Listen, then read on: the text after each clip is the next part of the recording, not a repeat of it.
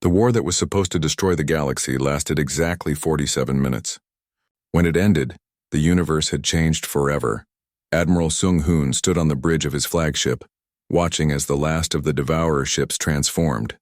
What had begun as engines of destruction were now becoming something beautiful. The twisted metal and corrupted biology that had consumed 17 galaxies was reshaping itself into gardens of living crystal and flowing light. Final count? He asked his communications officer. 17 million Devourer vessels successfully converted. 0 casualties on our side. Minimal damage to their original consciousness patterns. And their reaction? Confusion, mostly. They're trying to understand what happened to them. For the first time in their existence, they feel the urge to create instead of consume. Jiwan felt the moment of transformation through her connection to the network. Every converted Devourer ship now carried a spark of the same creative force that had driven life throughout the galaxy. They were no longer destroyers. They had become gardeners like humanity itself. How did we do it? She asked the collective consciousness of her people. Minho's voice answered from his monitoring station. We learned something during our 50,000 years of watching. Life isn't about consumption or destruction. It's about transformation and growth. The Devourers weren't evil. They were just lost. They had forgotten how to create. So we reminded them. We gave them back their ability to choose, to grow, to become something better than they were. Dr. Kelthera was aboard Admiral Sung Hoon's flagship when the first converted Devourer representative came aboard for negotiations. The being that had once been an engine of galactic destruction now appeared as a graceful creature of living, metal and organic light. We do not understand what you have done to us. It said in a voice like wind chimes made of starlight. For eons beyond counting, we knew only hunger, only the need to consume and move on. Now we feel indifferent. You feel the urge to create, Admiral Sung Hoon explained gently. To grow and nurture rather than destroy. That's the most fundamental force in the universe. We just helped you remember it. But why? We came to devour your galaxy. We would have destroyed everything you built. Because everyone deserves the chance to become more than they are, Jiwan said, her voice carrying across space through the network. That's what gardeners do. They don't just tend the plants they planted themselves. They help everything grow. In the months that followed, the galaxy began to adapt to its new reality. The humans no longer hid among the younger species, but neither did they take control. Instead, they became teachers and guides, sharing the knowledge they had gained during their 50,000 years of evolution. Taehyun found himself serving as an official ambassador between humanity and the galactic governments. His first task was to help Chancellor Vex Mara understand the scope of what had happened. Your people have been guiding our development for 50 millennia, the Chancellor said during one of their meetings. Every breakthrough, every advancement, every step toward civilization, all of it was influenced by you. Not controlled, Taehyun corrected. Guided, there's a difference. We made sure you had the tools you needed to grow, but you chose how to use them.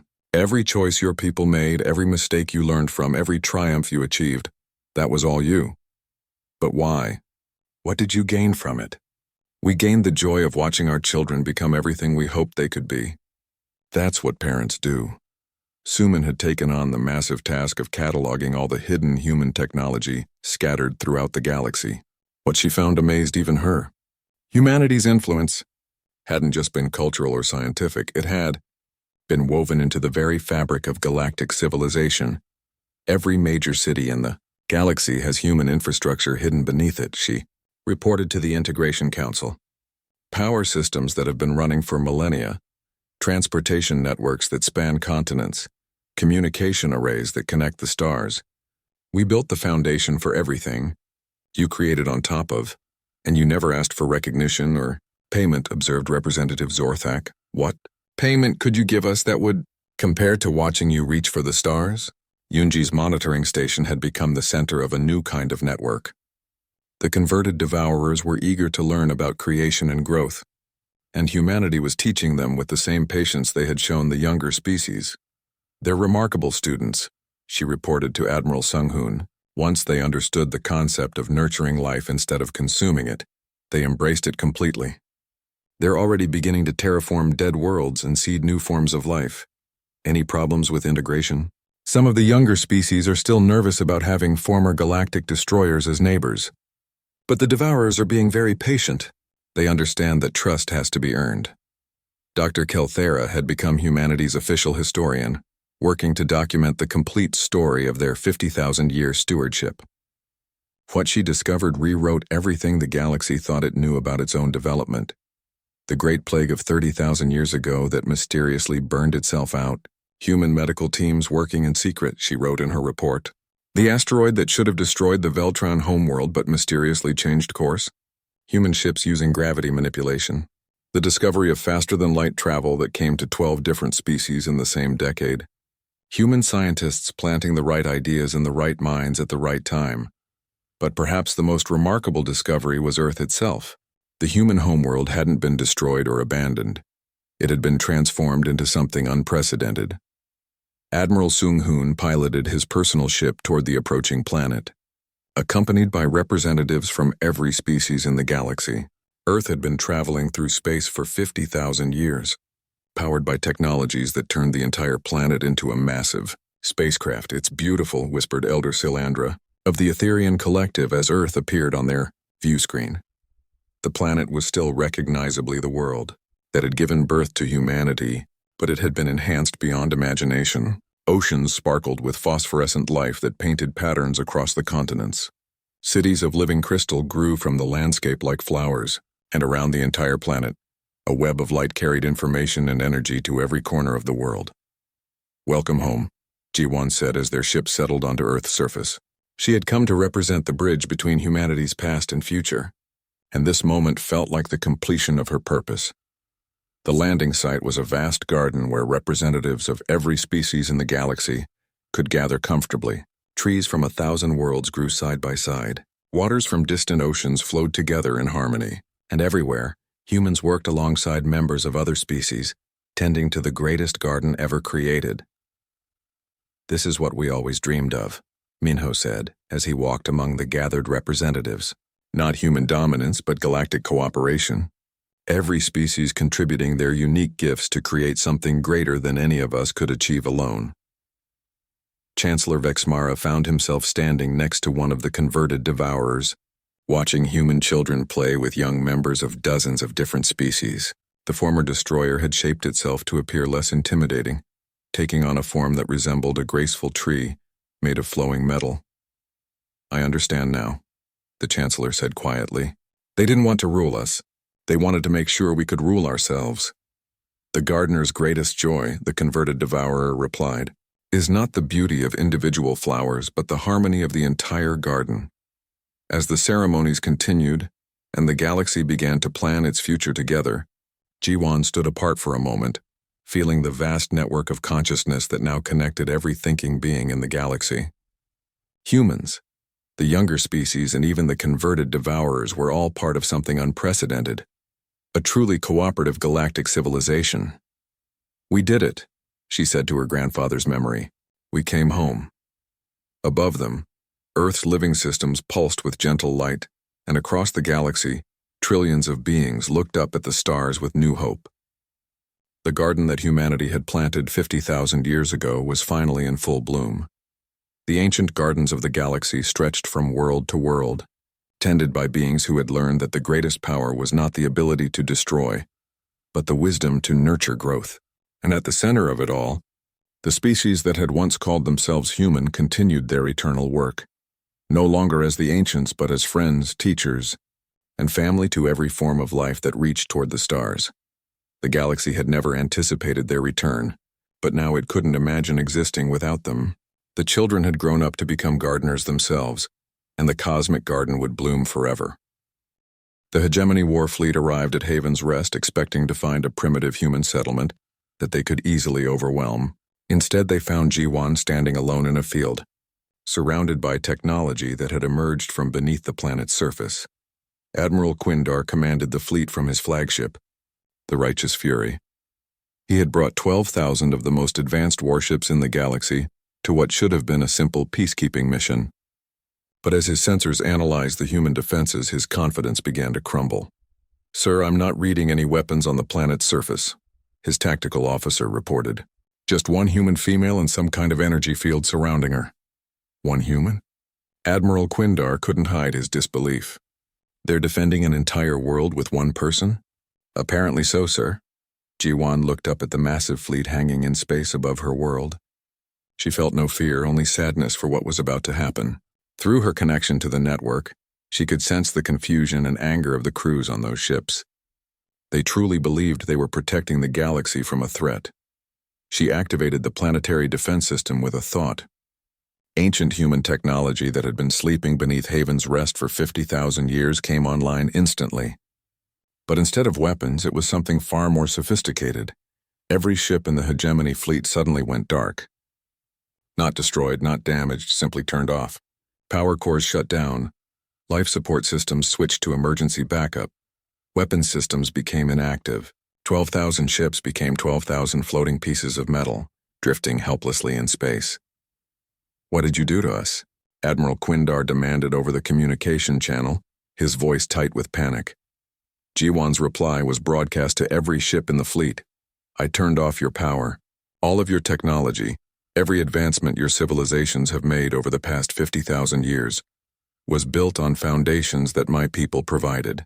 We never gave you the technology itself. We just made sure you discovered it when you were ready. But we always kept the ability to turn it off. This is impossible. No, Admiral.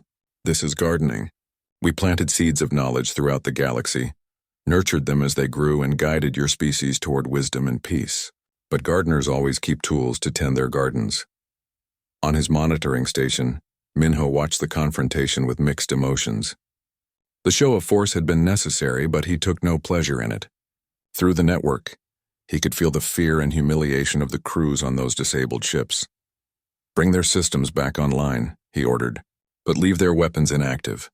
Let them have power and life support, but make it clear that they're not in control here." One by one, the ships of the hegemony fleet flickered back to life, but their weapons remained dead, and their crews could do nothing but watch as Admiral Sung Hoon's fleet materialized around them. The human ships were unlike anything the galaxy had ever seen. They moved like living things, flowing through space as if they were swimming through water instead of vacuum. Their hulls seemed to be made of crystallized energy, and they generated no emissions that conventional sensors could detect. Admiral Sung Hoon's flagship positioned itself directly in front of the Righteous Fury.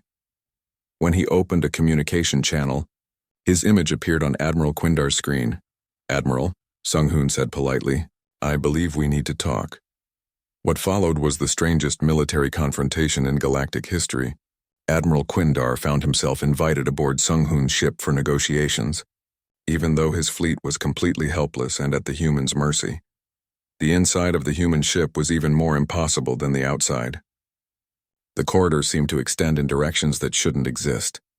The walls were transparent, showing views of nebulae and star systems that were thousands of light years away. And everywhere he looked, Admiral Quindar saw humans working at tasks he couldn't begin to understand. "Your people have changed," he said to Admiral Sung Hoon as they walked toward the conference room.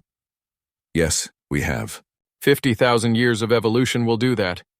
"We've learned to work with forces that your science hasn't discovered yet.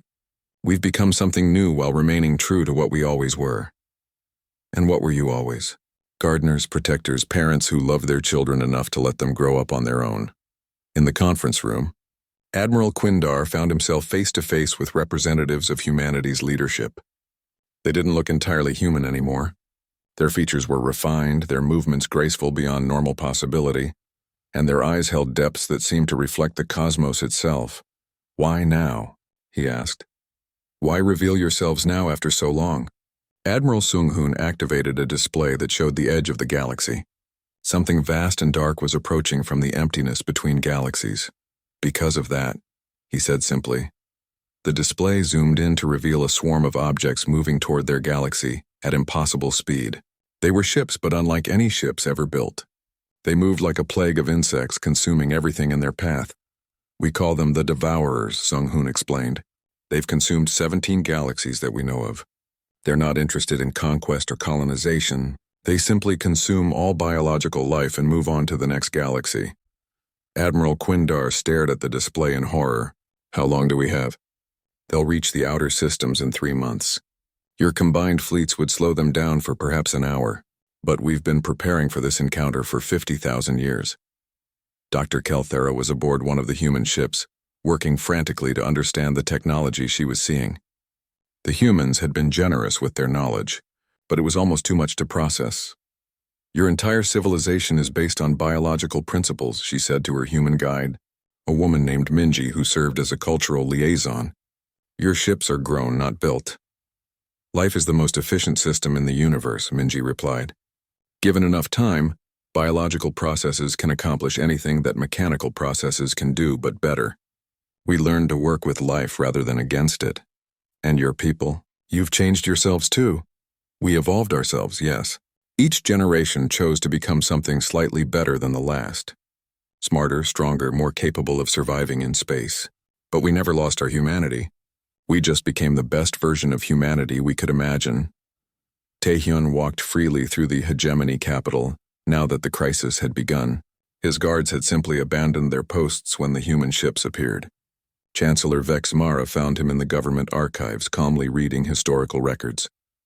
"You're not prisoners," the Chancellor said. "It wasn't a question. We were never prisoners. We stayed because we wanted to help you understand. Your people are smart, Chancellor. You've built a remarkable civilization, but you're not ready for what's coming. The Devourers.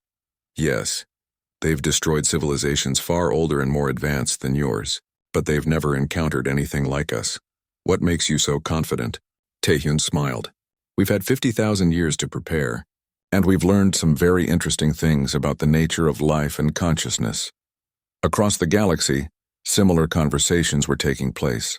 Humans emerged from their hiding places to reveal themselves to the species they had been secretly protecting. The reaction was mixed. Some welcomed them as returning family. Others remained suspicious and afraid. But fear became irrelevant when the first Devourer scouts reached the galaxy's edge. Yoonji monitored the encounter from her hidden station. The scout ships were massive, each one the size of a small moon. They moved through space like living things, their surfaces writhing and pulsing with unnatural life. "Contact in 30 seconds, she reported to the network. Admiral Sung-hoon's fleet was ready. The human ships had positioned themselves at the galaxy's edge, forming a barrier that the Devourers would have to pass through. But they weren't alone. Behind them, the combined fleets of every species in the galaxy had assembled. The younger species might not trust the humans completely, but they understood the threat they were facing. "All ships, prepare for contact," Admiral Sung-hoon broadcast. "Remember, we're not trying to destroy them. We're trying to transform them." The first Devourer scout ship collided with the human defensive line, expecting to sweep aside whatever primitive resistance it encountered. Instead, it found itself surrounded by forces it couldn't understand or combat. The human ships didn't fire weapons. Instead, they projected fields of pure creative energy, the same force that had driven evolution and growth throughout the universe. When the fields touched the Devourer ship, something unprecedented happened. The ship stopped consuming. For the first time in its existence, it began to create. The galaxy was splitting apart. News of the ancient ruins and their connection to humanity had spread to every inhabited system. Some species welcomed the revelation with wonder and curiosity. Others reacted with fear and anger.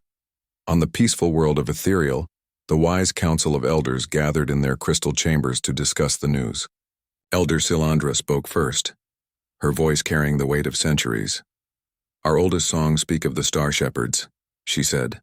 "Beings of great wisdom who guided young civilizations before fading into legend. Perhaps our ancestors knew the truth that we forgot. But on the militaristic world of Draconis Prime, the reaction was very different." General Kexthor slammed his armored fist on the war table, causing his subordinates to flinch. "They have been among us all along," he growled, "watching us, manipulating us, controlling our development like we were pets in a cage. This is not guidance.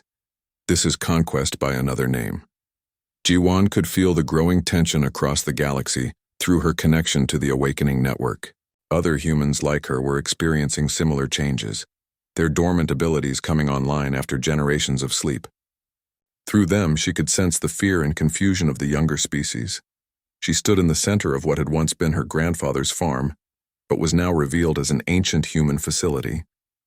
The metal structure beneath the soil had risen to the surface as it activated, creating a complex that stretched for miles underground. "They're scared," she said to the empty air, knowing that others would hear her through the network. "They think we abandoned them, and now they think we're going to take control. A voice answered from everywhere and nowhere. It was Minho, speaking from his distant monitoring station. Fear is natural. We knew this would be difficult. But Yuan, you have abilities that the rest of us don't. You can help them understand. What makes me different? You're a bridge, said another voice. This one belonged to Suman, speaking from her position on Nexus Prime. Your genetics were specifically designed for this moment. You can interface with both human and alien technology. You can communicate with any species. You're what we've been working toward for 50,000 years. Taehyun sat in a holding cell in the hegemony capital, but he wasn't really imprisoned. The energy barriers that should have contained him flickered and failed whenever he touched them. The guards who watched him found their weapons mysteriously malfunctioning, but he stayed put because he wanted to be there. Chancellor Vexmara visited him daily, desperate for answers. How long have your people been infiltrating our government? The Chancellor demanded during one visit. We haven't infiltrated anything, Taehyun replied calmly. We helped you build your government. We guided you toward democratic principles and peaceful cooperation. Every major breakthrough in your civilization's development had human hands helping to shape it. You manipulated us. We taught you. There's a difference. Vexamara's forearms clicked in agitation. And now? What do you want now? We want to protect you, Taehyun said. There's something coming that you're not ready for. Something that we've been preparing to face for millennia. Before the Chancellor could ask what he meant, alarms began blaring throughout the complex. Emergency signals were flooding in from the outer monitoring stations. Admiral Sung-hoon stood on the bridge of his flagship, the Eternal Garden, as it approached the galaxy's inner systems. Around him, a fleet of human vessels moved through space with impossible grace. Their ships were works of art as much as weapons, appearing to be made of crystallized starlight and flowing energy. His fleet was massive, but that wasn't what made it impressive. What made it remarkable was that each ship was alive in its own way, grown rather than built, powered by forces that the younger species couldn't comprehend. Sir, we're receiving transmission from the monitoring posts, his communications officer reported. The political situation is deteriorating rapidly. Several species are mobilizing military forces. Any threats against human populations? Not yet. But the hegemony has issued orders to detain any humans in government positions. The Draconis Empire is calling for preemptive strikes against the activated ruins. Admiral Sung-hoon sighed. He had hoped this would go more smoothly, but his people had prepared for this possibility too. Begin Phase 2 deployment, he ordered. Defensive positions around all inhabited systems. Make no aggressive moves, but make sure they understand that we're capable of protecting ourselves. Dr. Kelthera was no longer just an archaeologist. She had become the galaxy's leading expert on humanity's ancient civilization, and governments from across the galaxy were demanding her advice. But the more she learned, the more amazed and frightened she became. The humans hadn't just influenced galactic development, they had shaped it completely. Every major technological advancement, every crucial political development, every scientific breakthrough that had lifted the younger species toward the stars bore subtle signs of human guidance. They've been gardening us, she told the Emergency Council session on Nexus Prime. For 50,000 years, they've been carefully tending to our civilizations like a master gardener tends to flowers. But why? Asked Representative Zorthak. What did they gain from it? I don't think they gained anything, Kelthera replied. I think they gave up everything. They abandoned their own civilization, their own worlds, their own way of life to watch over us. The question isn't what they wanted from us. The question is why they loved us enough to sacrifice so much. Yunji had spent her entire life maintaining one of the hidden beacon stations, never knowing when it might be needed. Now, as systems across the galaxy came online for the first time in millennia, she was busier than she had ever imagined possible. The station she managed was hidden inside an asteroid in an uninhabited system, but it was connected to every major world in the galaxy through networks that operated below the level of normal spacetime. Through these connections, she could monitor the growing crisis in real time. The hegemony is mobilizing a war fleet, she reported to the network. Estimated strength, 12,000 ships heading for the ruins at Zarian Prime. Any indication they plan to attack human populations directly? Asked Minho. Not yet, but several governments are implementing restrictions on human movements. They're scared of us, but they don't want to start a war they can't win. They can't win any war against us, said Admiral Sung-hoon's voice. But we can't let them try. The casualties would be devastating even if they were only on their side. Ji-won felt the moment when everything changed. She was standing in the main chamber of her grandfather's facility when the first human ship appeared in Haven's Rest sky. It didn't descend like a normal spacecraft. Instead, it simply materialized above the planet, as if it had always been there but had only now chosen to become visible. The ship was beautiful beyond words, appearing to be made of flowing water and captured starlight. It broadcast a message on all frequencies in every language spoken on the planet. Children of Haven's Rest, do not be afraid. We are your neighbors returning from a long journey. We come in peace as we have always been in peace. But peace was the furthest thing from Chancellor Vexmara's mind as he stood in his war room, surrounded by tactical displays showing the deployment of the largest military force in galactic history. 12 species had committed fleets to the operation. Their combined firepower could destroy entire star systems. The human ships are not responding to our demands to withdraw, reported Admiral Quindar. They maintain position around every inhabited system in the galaxy.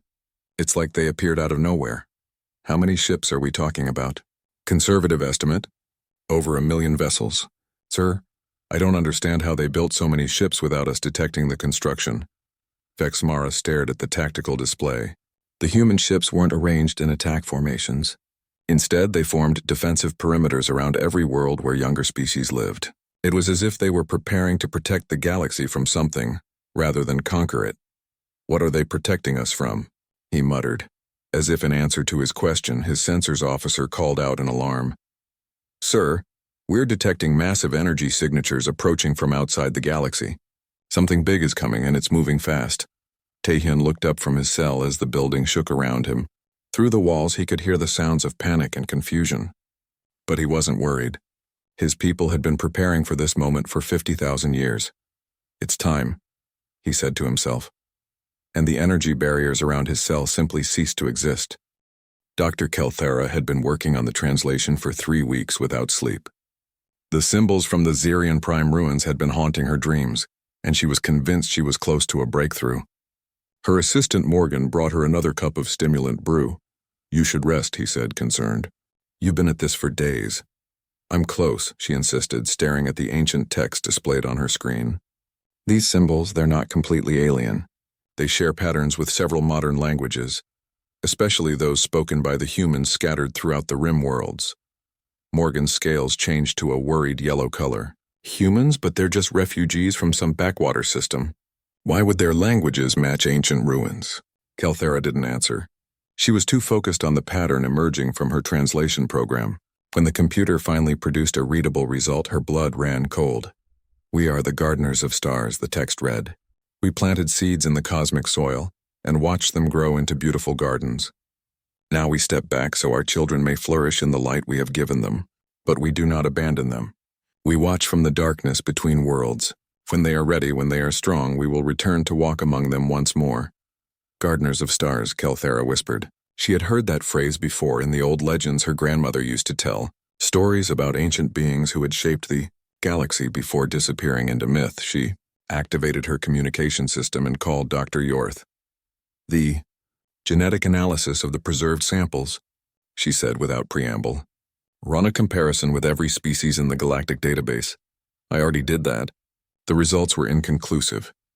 Run it again, but this time compare it specifically with human genetic patterns. There was a pause. Humans. Why would I compare ancient genetics with humans? They're one of the most recent species to achieve space travel. Just do it, Kelthera said. 20 minutes later, Dr. Yorth called her back. His voice was shaking. Kelthera, this is impossible. The genetic samples from the ruins are identical to human DNA, but they're 50,000 years old. Humans claim they've only had space travel for a few centuries. Ji-won was no longer the simple farmer she had been a month ago. The changes were accelerating. She could now interface directly with any electronic device by touching it. She could understand the conversations of every species that lived on Haven's Rest, even though she had never learned their languages. Most remarkably, she could feel the presence of others like her scattered across the galaxy. They were calling to each other through means that science couldn't explain. A network of consciousness that spanned the stars, awakening after millennia of silence. One morning, she walked to the center of her grandfather's farm and knelt down. When she placed her palms on the earth, she could feel something vast and ancient sleeping beneath the soil. With her new abilities, she began to dig. 3 feet down, she found a metal surface. It was the same material as the ruins on SciFiPrime. Her grandfather's farm had been built on top of another ancient site. Minho received the priority transmission while reviewing reports from across the galaxy. The message was from Admiral Sung-hoon, commander of humanity's deep space fleets. Minho, the situation is developing faster than we anticipated. Our monitoring posts report that 17 major archaeological sites have been activated. The galactic governments are mobilizing scientific teams to study them, but some are also sending military units. The Admiral's image flickered on the screen. He looked tired. We've been preparing for this moment for 47,000 years, but I never expected it to feel so overwhelming. How do you explain to your children that you never really left? What's the status of the main fleet? Minho asked. We're accelerating our approach. Current arrival estimate is 3 months. But Minho, we're not the same species that left. We've changed. Evolved. The question isn't whether we can protect the younger species from external threats. The question is whether they can handle learning what we've become. On Nexus Prime, Suman was part of a growing network of humans who were no longer hiding their true nature. The device she had activated was allowing her to communicate with others across the galaxy. What she learned amazed her. Humans weren't rare refugees scattered to the galaxy's edges. They were everywhere, hidden in plain sight. They had been working as scientists, engineers, doctors, teachers, and artists throughout galactic civilization. They had been guiding and protecting the younger species without anyone realizing it.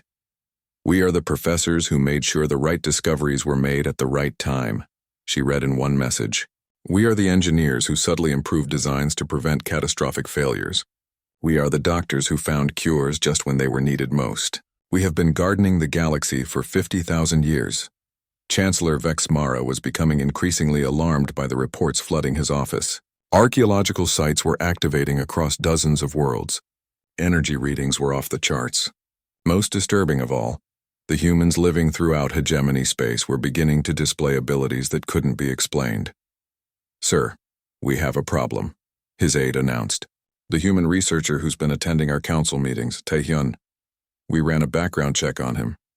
And? His identification documents are perfect. Too perfect. They show a complete life history going back 50 years, but when we tried to verify the details, we found something strange. Every person listed as a reference, every institution he claims to have attended, every record of his existence was created by someone with access to our most secure databases. Vexmara's forearms began clicking rapidly. You're saying he's a spy? I'm saying he's something we don't understand. And sir, when we scanned him discreetly, we found that his genetic pattern matches the samples from the ancient ruins. The Chancellor stood up so quickly that his chair fell over. How many other humans are in our government? We're checking now, but preliminary scans suggest the number is significant. Taehyun knew he had been discovered the moment security started scanning him. He had always known this day would come.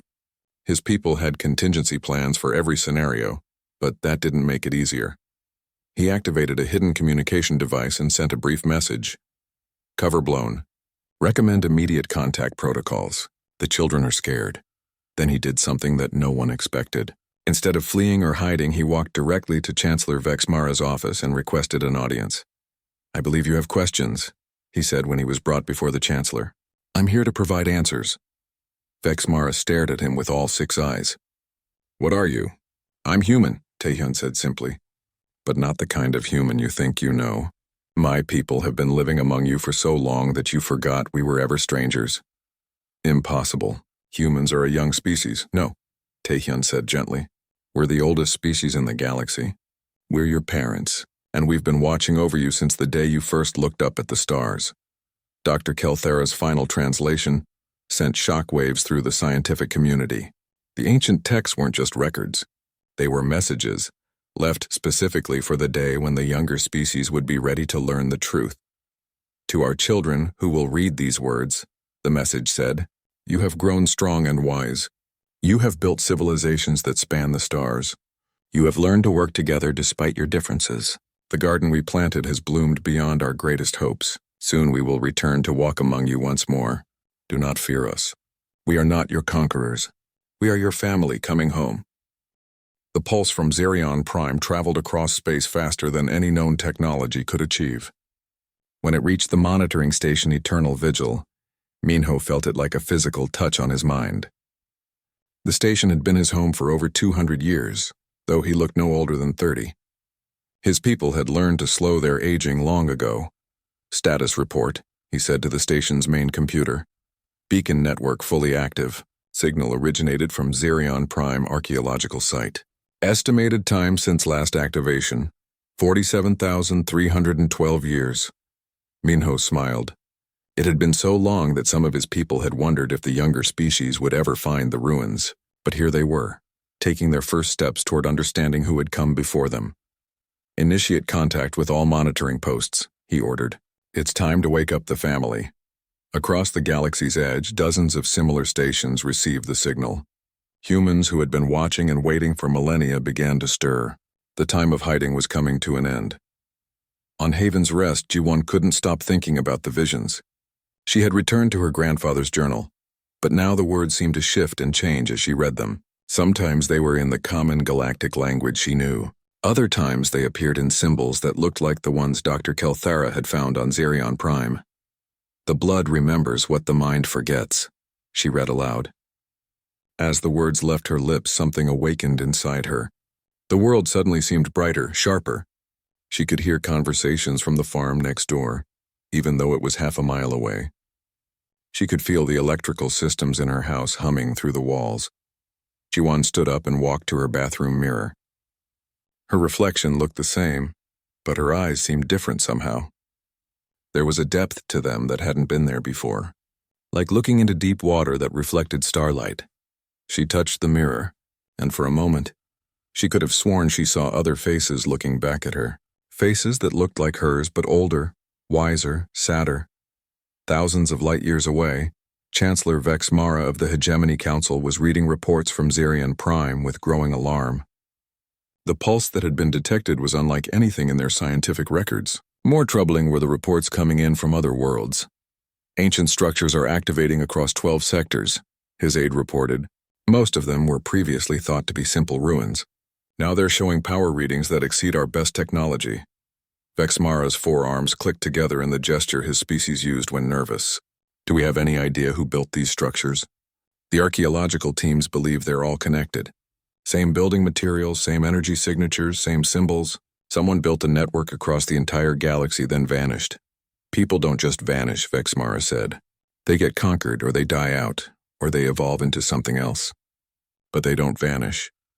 What he didn't know was that a human named Taehyun was sitting in the back of the council chamber taking notes. Taehyun had been posing as a researcher from a minor species for over 50 years.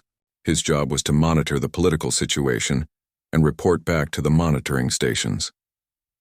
He listened to the Chancellor's concerns with mixed feelings. The awakening had begun, but it was happening faster than his people had expected. The younger species were scared, and scared people often did dangerous things. That night, Taehyun sent a coded message to the monitoring network. Council is considering military action against the ruins. Recommend acceleration of contact protocols. The message reached Minho within hours. He stood in the command center of his station, looking out at the stars his people had been watching for so long. Around him, other humans worked at stations that were finally coming to life after millennia of waiting. How long until the main fleet arrives? He asked his communications officer, a woman named Soyeon who had been born on the station.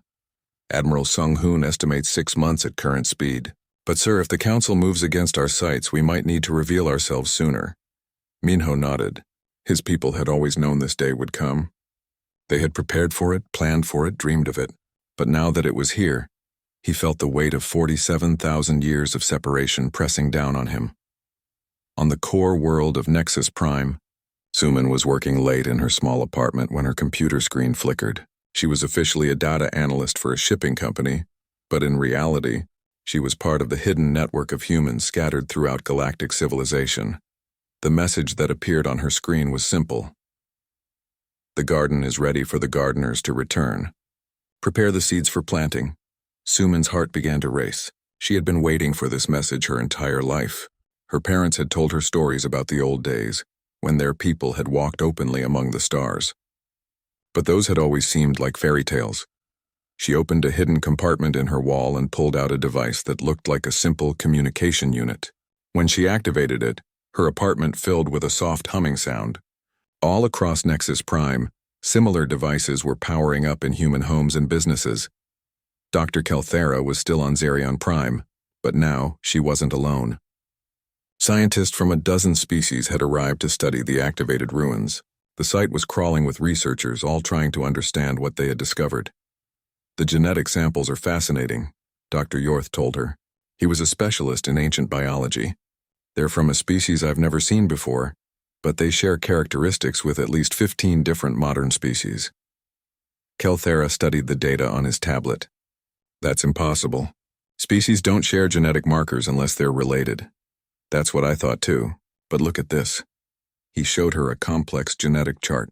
It's like this ancient species was somehow connected to all of them, like they were all part of the same family tree.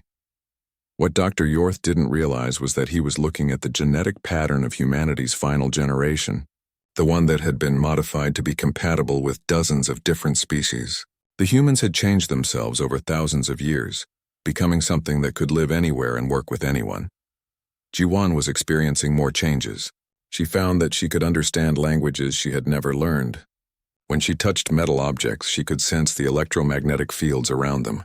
Most strange of all, she began to hear voices in her head. They weren't threatening or frightening. They sounded like family members calling out to each other across a great distance. Sometimes she could almost make out words. The children are ready. The time has come. We can go home soon. She opened her grandfather's journal to a page she had never seen before. The writing was fresh, as if someone had just written it. Dear Jiwan, if you are reading this, then the awakening has begun. You are more than you know. We are more than the galaxy remembers. Soon you will understand why we left and why we always plan to return. Trust the voices. Trust the visions. Trust yourself. You are the bridge between what we were and what we have become. The signature at the bottom was her grandfather's, but the date was today's date. Jiwan looked up from the journal to find her small farmhouse filled with the same blue light she had seen on the day everything began. But now, instead of frightening her, the light felt like welcome. It felt like coming home. Dr. Kelthera pressed her six-fingered hand against the smooth wall of the ancient structure. The metal felt warm, almost alive. She had been studying alien ruins for 30 years, but nothing had prepared her for this discovery on Xerion Prime. The power readings are impossible, her assistant Morgan said, his blue scales shimmering with excitement. These buildings have been running for over 50,000 years without any visible power source. Kelthera nodded, her large eyes fixed on the strange symbols carved into the walls. They looked familiar somehow, but she couldn't place where she had seen them before. The ruins were massive, covering an entire continent. Whoever built them had technology far beyond anything the galaxy possessed today. Look at this, called out Zexanara from across the chamber. The young scientist was standing before a wall covered in what looked like glass panels. I think these are some kind of storage units. Kelthera hurried over. Inside the glass panels, she could see samples of organic material suspended in a clear fluid.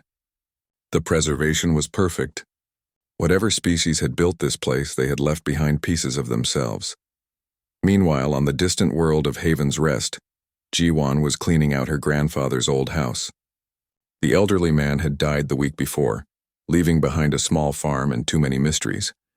Jiwan had always wondered why her grandfather spoke strangely, using words that didn't quite fit with the local language. She found the journal hidden beneath loose floorboards in the basement. The leather cover was old but well-maintained. When she opened it, the writing inside made her heart race. It was in her grandfather's handwriting, but the words were impossible. Earth was not our beginning, the first page read. It was our first great home, but we knew we had to leave. The young ones needed space to grow. We could not stay and watch over them forever, or they would never become strong on their own. Jiwan sat down hard on an old wooden box. Earth? She had never heard of a planet called Earth. And who were these young ones her grandfather wrote about? She flipped through more pages. The journal spoke of something called Project Exodus and mentioned names she had never heard before.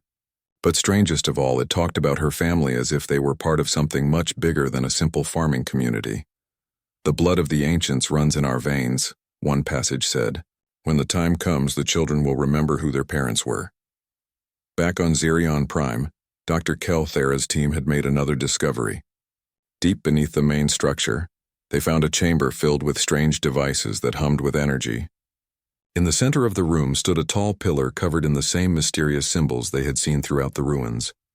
"It's some kind of communications device," Morgan suggested. "But who would they be communicating with after all this time?" Kelthera studied the pillar carefully. There was a depression in its surface that looked like it might be designed for a hand. Without thinking, she placed her palm against it. The reaction was immediate. The pillar began to glow and the humming grew louder. Across the chamber, other devices began lighting up one by one. The entire room filled with a soft blue light. "What did you do?" Zaxnara asked, her voice filled with worry. Before Kelthera could answer, the pillar sent out a pulse of energy that rippled through the air like water. The pulse passed through the walls and shot up into the sky, racing away from the planet at impossible speed. Light years away, on a monitoring station hidden in the darkness between stars, alarms began to sound for the first time in 47,000 years. Mino opened his eyes and sat up in his chair. The human had been in deep meditation, as his people called the state of extended rest they used during their long watch. Ancient protocols activated, the station's computer announced in a voice that hadn't been heard for millennia. "Beacon network responding. All units prepare for Phase 1 of the return." Minho stood and walked to the main display. Across the galaxy, dozens of monitoring stations were coming online. His people had been waiting for this moment for so long that many had begun to think it would never come. On Haven's Rest, Jiwan was still reading her grandfather's journal when something strange happened. The words on the page began to glow with the same blue light that had filled the chamber on HFY. She dropped the book and stumbled backward. Images flashed through her mind. She saw vast ships traveling between the stars. She saw her grandfather as a young man, working at some kind of control panel. And she saw herself, but older and surrounded by technology she didn't recognize. The visions lasted only a few seconds, but they left her shaking. What was happening to her, and why did she suddenly feel like she was remembering things that had never happened? Dr. Kelthera's team spent the rest of the day trying to understand what they had triggered. The pulse had been detected by monitoring stations across 3 star systems. Every government in the sector was demanding answers. "We need to report this to the Hegemony Council immediately," Morgan said. "They'll want to know about any new technology, especially something this powerful." Kelthera wasn't so sure. There was something about these ruins that felt different from other ancient sites. The builders hadn't just left behind their technology. They had left behind something that was still active, still waiting. That night, as she made camp near the ruins, Kelthera dreamed of vast cities filled with beings that looked almost familiar. They were tall and walked on 2 legs like many species she knew, but there was something about them that seemed both ancient and timeless. In her dream, one of the beings turned to look at her. Its face was strange but kind, with features that reminded her of several different species she had met. When it spoke, its voice seemed to come from everywhere at once. "The children have grown strong," it said. "Soon it will be time to come home." Kelthera woke with the words still echoing in her mind. She looked out at the ancient ruins now glowing softly in the darkness. For the first time, she wondered if they had found more than just the remains of a dead civilization. Perhaps they had found the sleeping guardians of the galaxy itself.